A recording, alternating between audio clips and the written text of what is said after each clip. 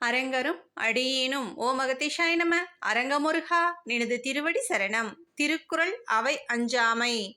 கற்றாருள் கற்றார் எனப்படுவர் கற்றார் முன் கற்ற செல சொல்வார். நன்றாக படித்து நூலறிவு உடையோரும் கேட்டு அனுபவிக்குமாறு தான் படித்தவைகளை அழகுபட சொல்பவர் படித்தவர்களில் சிறப்பாக படித்தவர் என்று போற்றப்படுவார். சமமான மனநிலையில் செய்யப்படும் செயலானது மிகவும் உயர்ந்தது என்ற ஆறுமுகப் பெருமானே. மாமகரிஷியே, மாமுனிவரே, குருதேவோ, குரு நமஸ்காரம். அறிவின் கருவூலமாக, ஞானத்தின் பொக்கிஷமாக, கருணையில் கரை கண்டவராக விளங்கும் அகத்திய பெருமானே, வாழ்க நினது திருவடி என்று வாழ்த்தி வணங்குகின்றோம். உலகை காத்திடும் அருள் ஞானியாக, தவ யோகியாக, தர்மத்தின் சாரமாக திகழும் ஆறுமுகப் பெருமானின் அருள்ஞான சொத்தை பெறுவது ஒன்றே நமது குறிக்கோளாக வாழ வேண்டும் அப்பனே. ஐயனே, அருள்ஞான சொத்தா? அப்படியென்றால் முருகா முருகா, அவனது அருளை நமது ஞான அறிவாக கொண்டு செல்வத்தை சேர்ப்பது போல சேர்க்க வேண்டும். அருள் சத்தை சொத்தாக மாற்ற வேண்டும். அதாவது நம்முள் உண்டான தீய எண்ணங்களை அவ்வப்போது தூய்மைப்படுத்த வேண்டும் அப்பனே. இதற்கான வழியாத ஐயனே? நடக்காததை மறந்துவிடு, நடந்ததை மன்னித்துவிடு, நடக்கப் போவதை துறந்துவிடு.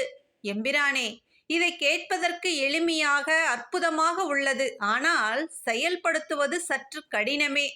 எதிலும் வைராகிய சிந்தனை மேலோங்க வேண்டும். நம்மை வளர்ப்பவனின் வளர்ப்பை பிறர் பாராட்ட வேண்டும், புகழ வேண்டும். அதிலும் குருவாக ஒருவரை ஏற்று அவர் வழி நடப்பவருக்கு பண்பு மிக முக்கியம்.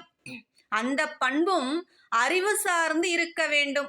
ஞானத்தின் முதல் படி கோபத்தை நீக்குதல், அடுத்து அளவான அன்பை காட்டுதல், ஆசை என்ற மாயையை போக்குதல். இவை மூன்றும் மும்மல குற்றமே. மும்மலத்தை நீக்க வேண்டுமென்றால் சத்தியம், சிவம், சுந்தரம் என்ற கருத்தின் பொருளை கண்டு உணர வேண்டும். இதன் பொருள் யாது ஐயனே? ஞானிகள் அருள் கொண்டு மனத்தெளிவு பெறுவது சத்தியம். சமமான பக்குவத்தில் அன்பு இருந்தால் அதுவே சிவம். இத்தகைய அன்பு மனதில் இருந்தால் உயிர் ஆன்மாவின் சக்தியான சுந்தரம் எளிதில் கிட்டும். சுந்தரம் என்பது அழகு, அழகு உடையவன் எனலாம். அழகு என்றால் முருகன், முருகன் என்றால் அழகு என்பதே நாங்கள் அறிவோம். ஆமாம், சுடர்விட்டு பிரகாசிக்கும் ஜோதி தத்துவம் அவனே. ஜோதியிலிருந்து தோன்றியவன் முருகனே. அழகின் ஜோதியாக, அறிவின் பிரகாசமாக, ஞானத்தின் ஒளியாக இருப்பவர் ஞான பண்டிதனே.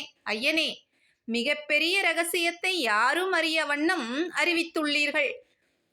மூலத்தின் மூலமாகவே செயல்படுவது வேளவனின் வேலை.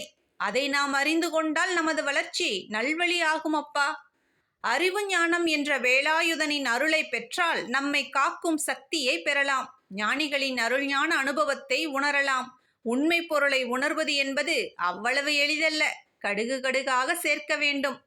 நன்றிகள் அகத்தீஸ்வரா. உங்களது அருள் உபதேசமே அருள் சக்தியாக மாறி எங்களது அறிவை தெளிவாக்கும் என்பதில் ஐயம் ஏது? அகத்திய அரங்க முருகன் திருவடி வாழ்க வாழ்க. குருவின் அருளோடு பணிவான காலை வணக்கம்.